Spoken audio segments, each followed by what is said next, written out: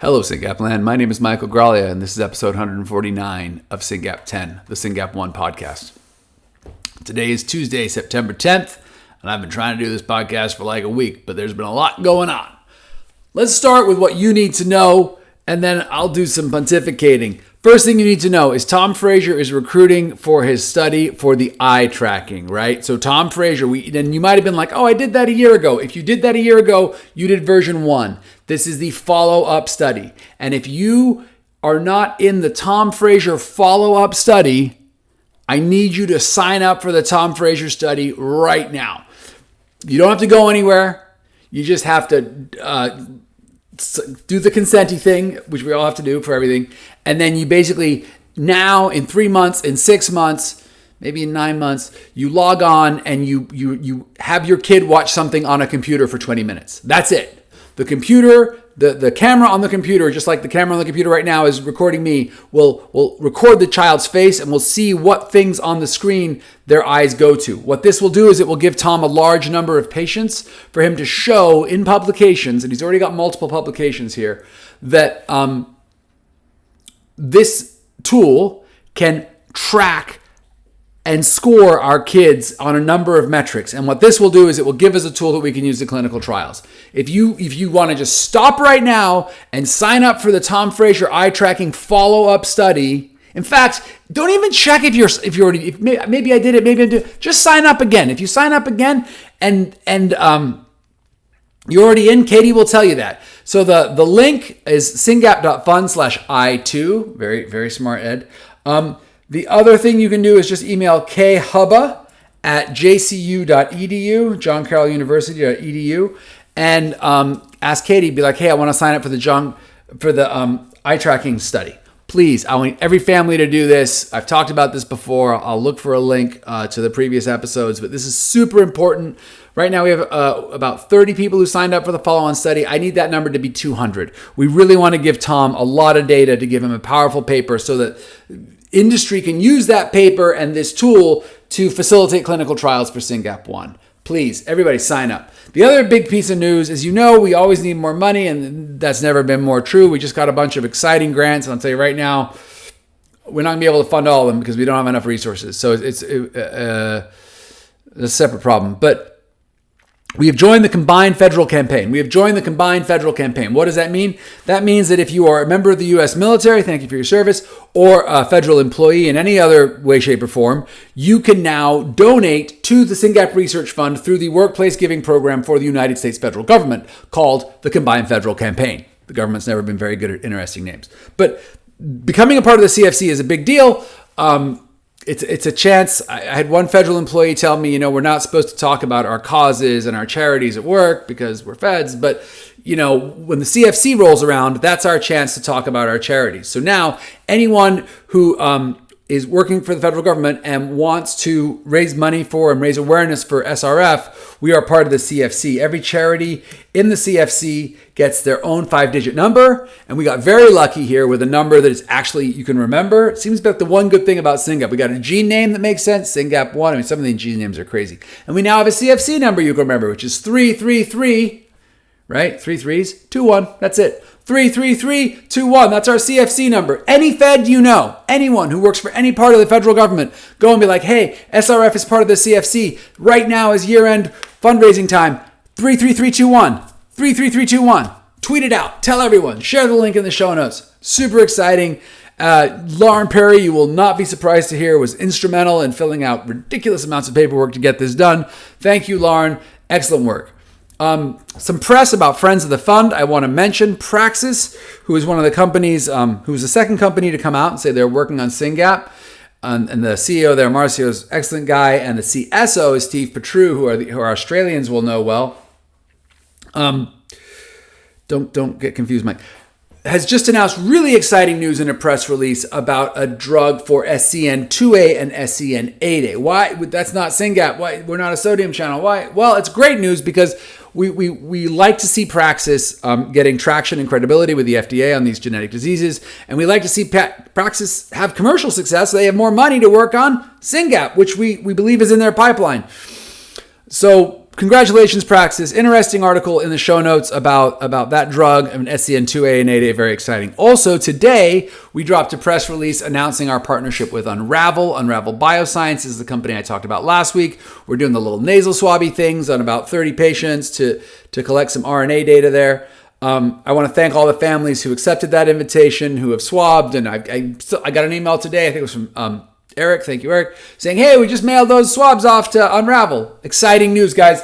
It's every single action by a family is a ton of work, and I appreciate it, and I'm grateful. I cannot say thank you enough to every family who's participated in that. But great, exciting press release. I'm sure we're sharing it on all the socials.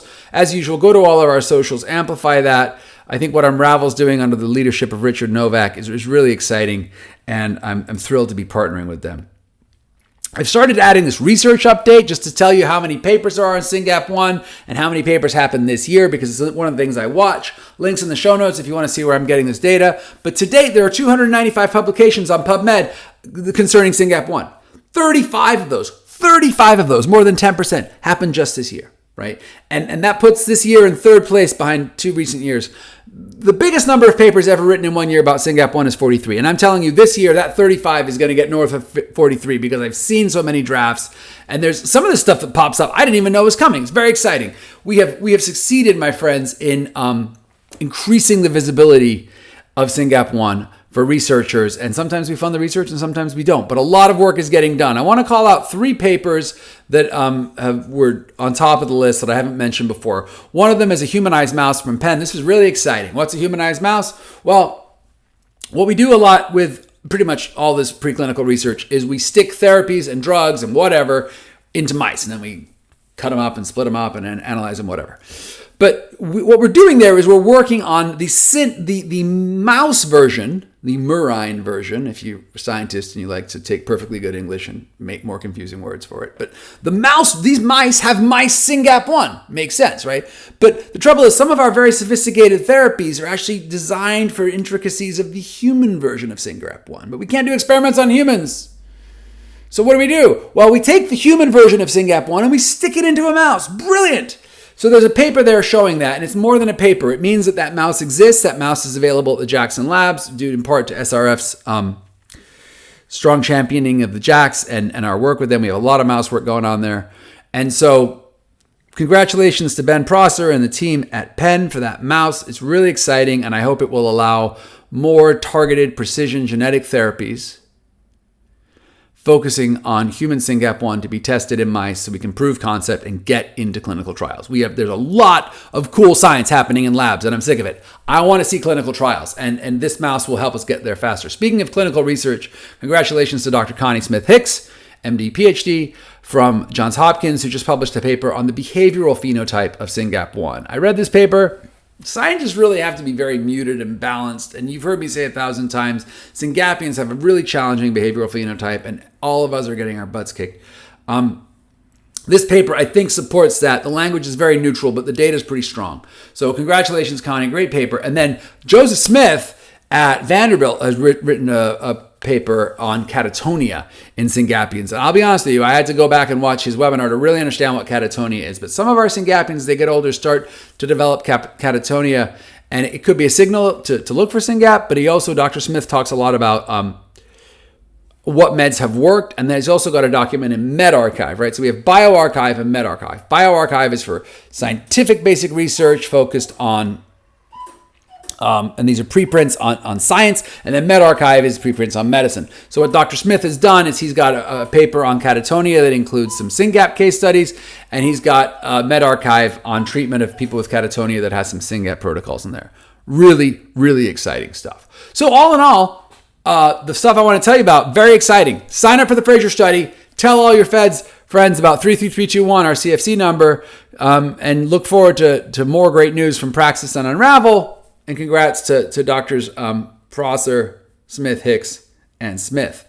Before I launch into my usual points about fundraising, and I do want to actually make some points about fundraising, I want to interrupt myself and say that today's episode is brought to you by Chronic Grief. I've had a lot of conversations, and I'm not going to share the ugly details, but I've had a lot of conversations in the past 2 weeks with people who are going through things.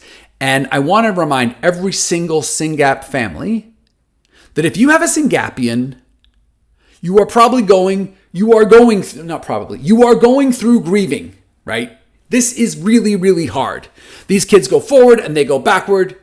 And as you start the new school year and you see what other kids are doing and you see what your kid isn't doing and your kid has new challenges and the disease progresses, it's impossible not to have your heart break again.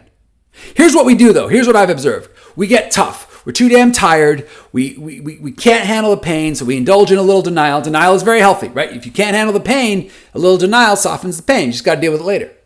But I just want to remind every single person here that this disease is hard and that as human beings and parents who love our kids, we are all at some level grieving. And you got to permit that. Moms and dads. Dads too, by the way. We're human as well. And we just do a better job of stuffing our feelings. At least I do. So here's the thing, guys. There's two unintended consequences of this. Unintended consequence number one. It takes a tax on our sanity. Every single one of us needs a therapist. Thing number two. When we go into these doctors' offices or these clinicians' offices or we meet researchers, we try to look like we have our act together. Right? Because that's how we've been raised. You're supposed to look like you have, I can handle it. I'm tough. BS. And then the trouble we have with that is these doctors come away and they're like, Syngap's not that bad. It's like the other diseases. And then I have to deal with some of these clinicians. And I'm not going to tell you the backstory here, but I've had some really frustrating conversations in the past couple of weeks where one person who should know Syngap better than most people on earth looked at me and said, parents just have to wait a few years for a gene therapy. They shouldn't be doing. This is a separate conversation.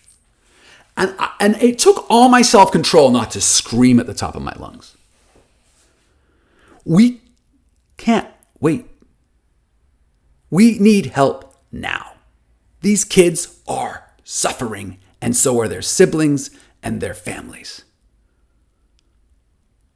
So it's a two-part thought. Part one, recognize your chronic grief and give it some space. Acknowledge it, talk to people about it, talk to your doctor about it, get therapy. We all are doing something incredibly hard by loving, raising, and caring for a Syngapian. I just need to say that out loud. Thing two, when you go to your doctor or when you meet a researcher, do not try to look good. Do not try to look like you have it together. Do not tell them you can handle it.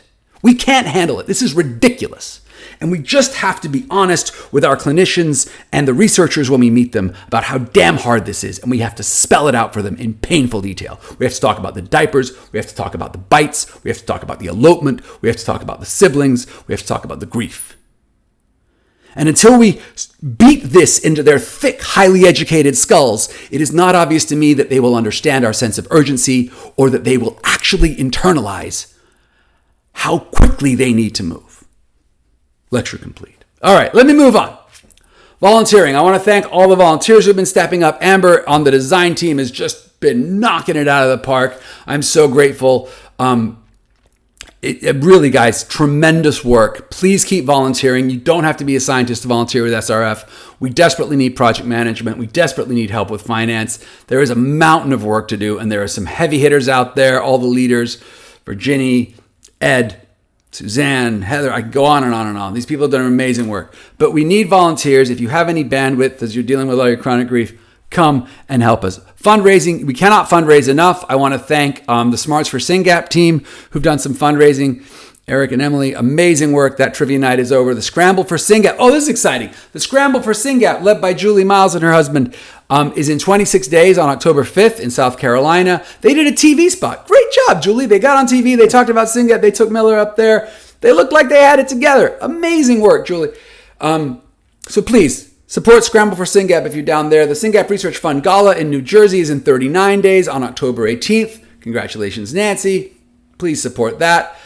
There are some active fundraisers right now. The Missense account for the fund is up to $24,000. Emmy's fundraiser has raised over $8,000. Charmander, a new little fundraiser that's been going for a while, has raised over $5,000. These are great, guys. And remember, you too can have one of these fundraisers. If you want to do a fundraiser just with your kid's picture about your kid's story and reach out to your community, let us know. We will set up a Give Lively page. You too can get featured here on Syngap 10. But the point is, guys, we need more money. We need more money to fund more research. There are some really exciting opportunities sitting before the science committee right now. And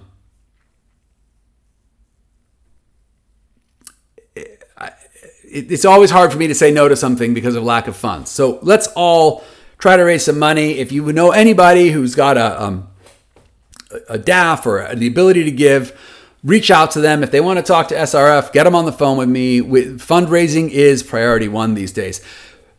Right next to the conference. The conference is in 87 days. We have 89 people registered for Science Day and 88 for Family Day. Of those 88, 19 are Syngapians, right? And as I can tell you right now, it's September. Registration closes, I think, in a month. I think Halloween is drop dead to the end. So please sign up for the conference. It's going to be incredible. There's some great talks planned, and the community that'll build and the chance to meet other Syngapians is going to be amazing. It's always true. Right at the end, people are like, oh, wait, I got to go. Can I register? I was like, dude, get sorted out now, guys. Get your tickets, register for the conference, get your rooms. Please join us.